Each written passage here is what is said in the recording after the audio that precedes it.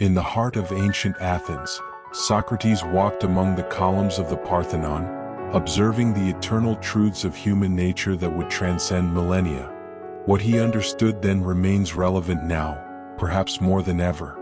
The philosopher who drank hemlock rather than renounced truth would find our modern world both foreign and eerily familiar. The wisdom of Socrates cuts through the fog of modern delusion like a blade. The unexamined life is not worth living.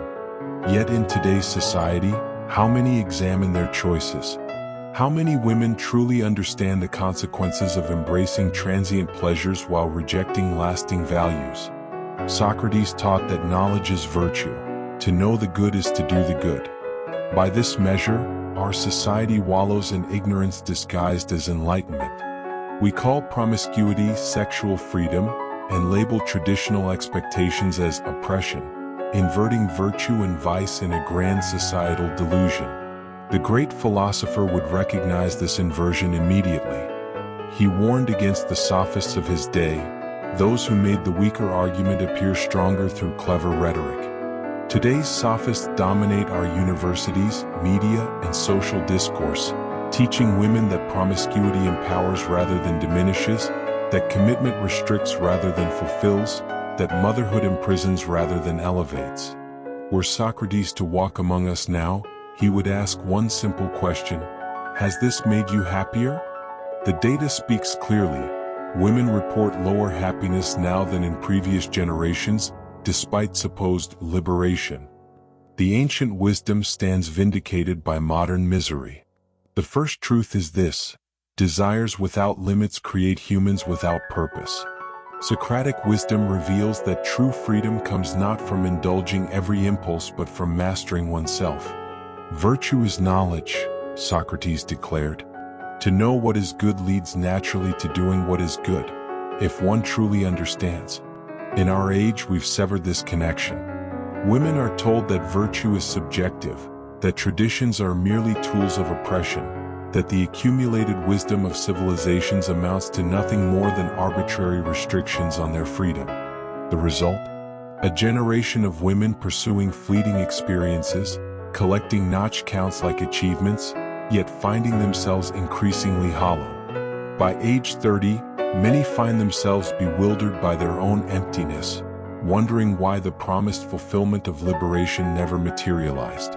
Socrates would identify this immediately as the pitfall of hedonism, the endless pursuit of pleasure that never satisfies. He taught that eudaimonia, true flourishing, requires virtue, not indulgence. The Socratic method would cut through modern falsehoods with ruthless precision.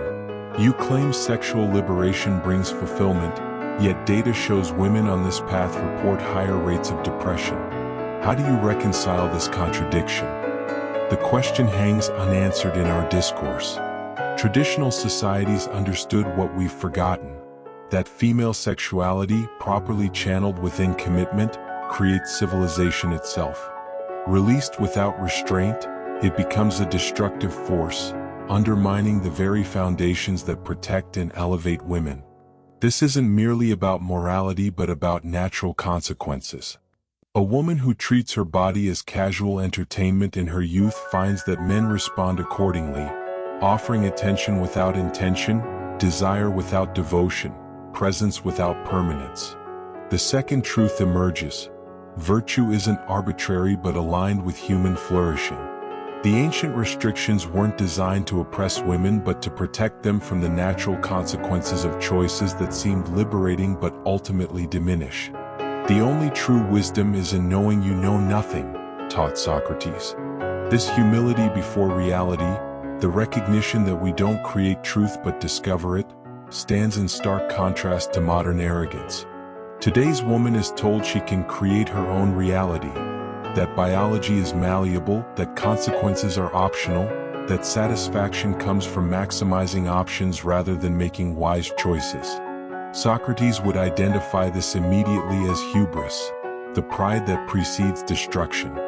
Nature cannot be deceived. Reality cannot be voted out of existence. The evidence accumulates with each passing year. Women delay commitment in favor of casual encounters, prioritize careers over family formation during peak fertility years, and express shock when time reveals these choices cannot be reversed. The philosopher would ask, is it freedom to deny reality? Or is true freedom found in understanding natural laws and working within them? A woman at 25 has options that no longer exist at 40. This isn't oppression, it's biology. The fertility window closes. The male gaze shifts to younger women. The opportunity for forming families with the highest quality partners diminishes. Modern ideology calls acknowledging these truths misogyny. Socrates called it wisdom. He taught that examining reality without flinching is the beginning of freedom. The brutal truth is that every choice eliminates other options. Women sold the lie of having it all find themselves with diminishing returns. Corporate achievements that feel hollow, casual relationships that never deepened, fertility that faded while they were distracted by pursuits that ultimately didn't satisfy. The third truth emerges clearly: true choice requires understanding consequences. Freedom isn't the absence of limits but the wisdom to choose well within them. The greatest way to live with honor in this world is to be what we pretend to be, Socrates noted. Authenticity, alignment between our actions and our nature, creates integrity. Modern women are encouraged toward profound self-deception, to believe they are identical to men in needs, drives, and fulfillment paths. This denial of fundamental differences creates internal conflict that manifests as perpetual dissatisfaction. Socrates would identify this as living against one's nature. He taught that happiness comes from fulfilling our purpose, not pretending we have none. The data speaks volumes. Studies consistently show women find greater fulfillment in relationships than in career achievements alone. The corporate woman who declares herself empowered while medicating depression and anxiety is living testimony to the cost of denying nature. Social media reveals the contradiction plainly: the outward projection of independence alongside desperate attention-seeking behaviors. The claim of not needing men while simultaneously structuring one's appearance and behavior entirely around male validation. Socrates would see through this contradiction immediately. His method would probe: if you truly need no man, why alter your appearance to attract maximum male attention? If casual encounters fulfill you, why the increasing emptiness with each passing year? The philosopher taught that living in contradiction creates suffering. The modern woman lives in perpetual contradiction, claiming strength while displaying weakness, declaring independence while seeking validation, asserting fulfillment while showing every sign of its absence. The fourth truth emerges: self-deception is self-destruction. Authentic happiness requires honesty about our nature and needs. The beginning of wisdom is the definition of terms, Socrates insisted. Clear thinking requires precise language. In our age, language itself has been corrupted to obscure rather than reveal truth. Empowerment now means engaging in behaviors that leave women vulnerable and alone. Independence describes a state of disconnection from natural bonds. Liberation refers to freedom from consequences rather than freedom to flourish. Socrates would recognize this linguistic sleight of hand as the tool of sophists, those who use rhetoric to make falsehood appear as truth. Consider how we've inverted meaning. Promiscuity is called sexual freedom, though it leads to emotional bondage. Traditional motherhood is termed domestic slavery, though it creates the next generation. Commitment is framed as limitation, though it enables deeper connection. The philosopher would ask, if these new definitions lead to flourishing, why are depression rates among women at historic highs? Why do studies show declining female happiness correlating precisely with these new freedoms? Modern women find themselves trapped in a linguistic maze where words no longer connect to reality. They're told that loneliness is independence, that promiscuity is power, that sterility is success. The corruption goes deeper still. Words like patriarchy serve to dismiss ancient wisdom without examination. Terms like outdated values imply that human nature itself has somehow changed in recent decades. Progress is invoked to justify any change regardless of outcomes. The fifth truth emerges. Clarity of thought requires clarity of language. When words lose meaning, chaos follows. Strong minds discuss ideas, average minds discuss events, weak minds discuss people, Socrates observed. Yet look at women's social media. Endless discussion of people, endless pursuit of validation. The ancient philosopher would be astounded by the modern spectacle. Women displaying their bodies to strangers for virtual approval, measuring worth by likes and follows, creating carefully curated false presentations of their lives. Socrates taught that the examined life turns inward, seeking truth rather than approval. Today's outward focus, the constant performance for an audience, prevents this essential self-examination. The marketplace of validation has created a new currency: attention. Women trade dignity for this currency, revealing more, behaving more extremely, adopting increasingly provocative personas, all for the dopamine hit of strangers' approval. The philosopher would ask, what profit is there in gaining the world's attention while losing your authentic self? Does external validation fill the internal void? Studies show clear correlations between social media use and female depression. The more a woman seeks validation online, the more her mental health deteriorates. The ancient wisdom stands confirmed by modern research. This pursuit creates a perpetual cycle. Validation hunger increases as genuine connection decreases. The more a woman performs for the crowd, the less capable she becomes of intimate bonding with one man. The sixth truth emerges clearly. External validation is an addictive substitute for internal worth. The marketplace of attention leaves women simultaneously overexposed and profoundly unseen. Contentment is natural wealth, luxury is artificial poverty, taught Socrates. True satisfaction comes not from status but from alignment with natural purpose. Modern women pursue status markers, degrees, career titles, material possessions, believing these will bring fulfillment. Yet data consistently shows women in traditional roles report higher happiness levels than their career primary counterparts. The philosopher would identify this pursuit as fundamentally misguided. He taught that external achievements cannot compensate for internal emptiness. Consider the modern pattern. Women delay family formation to pursue credentials and status, then find themselves at 40 with achievements that bring hollow satisfaction. The corporate title doesn't hold you when you're sick. The graduate degree doesn't love you.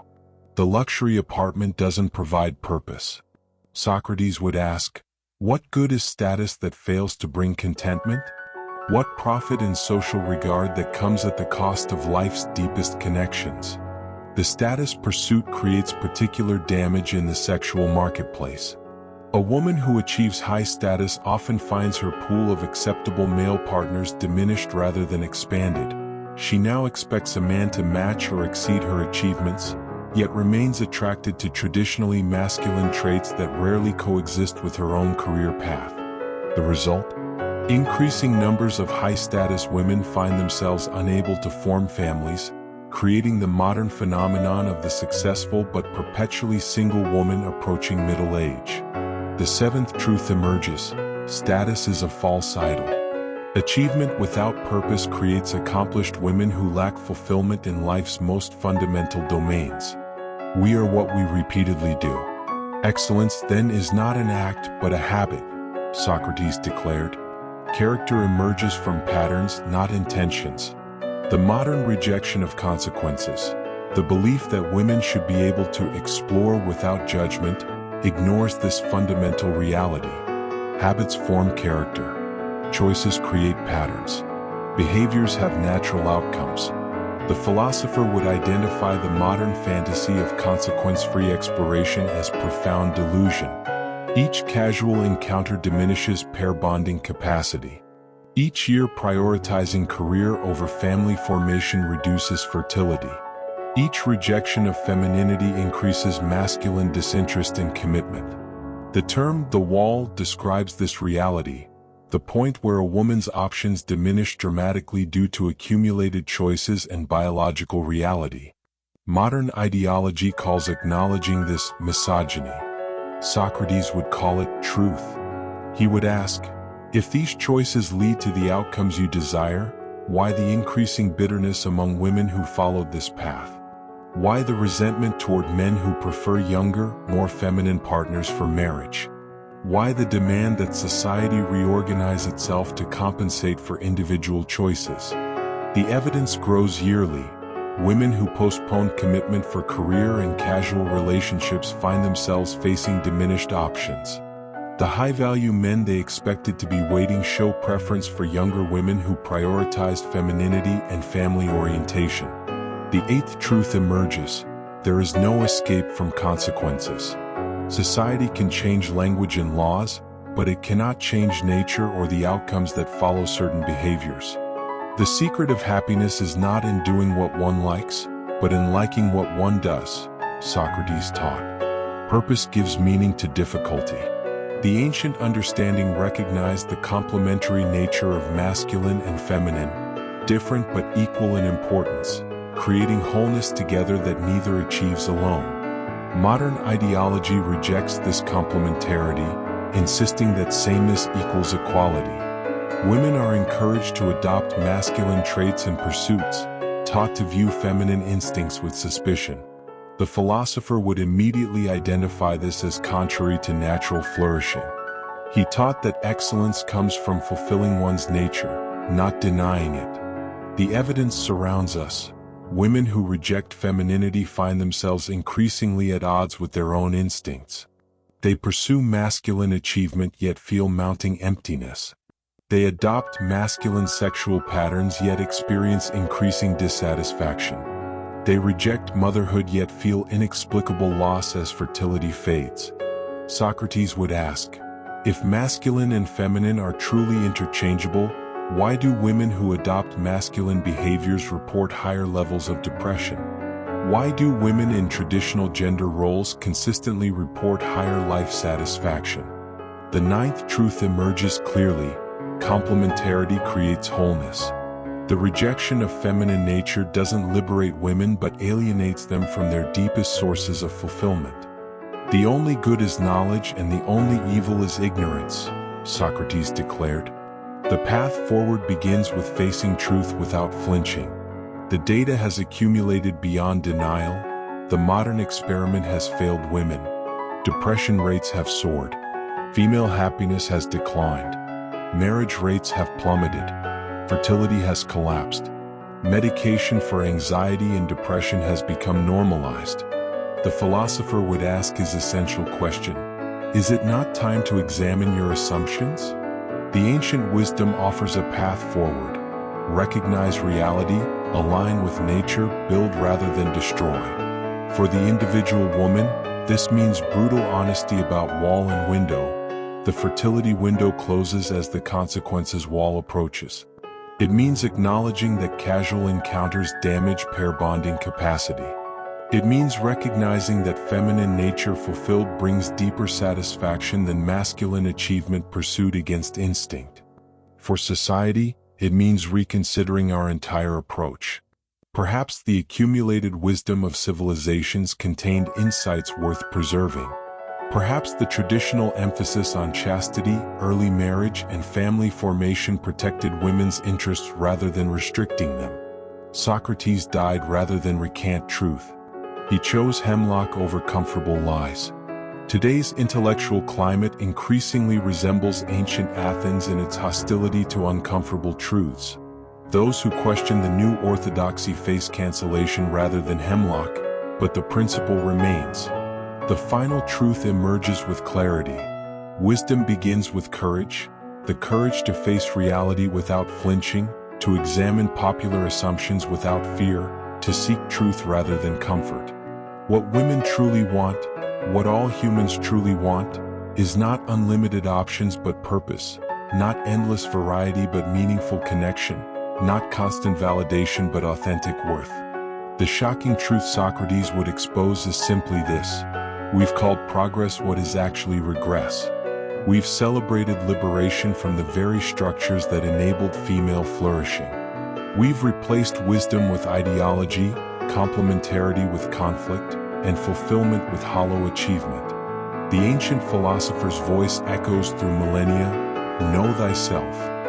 In those two words lies the beginning of the return to wisdom, the path back from delusion, the restoration of authentic flourishing. The choice remains with each woman. Continue following the path that has demonstrably failed to deliver happiness, or summon the courage to question everything and rediscover the ancient wisdom that aligns with human nature. Socrates would simply ask, "Which will you choose?"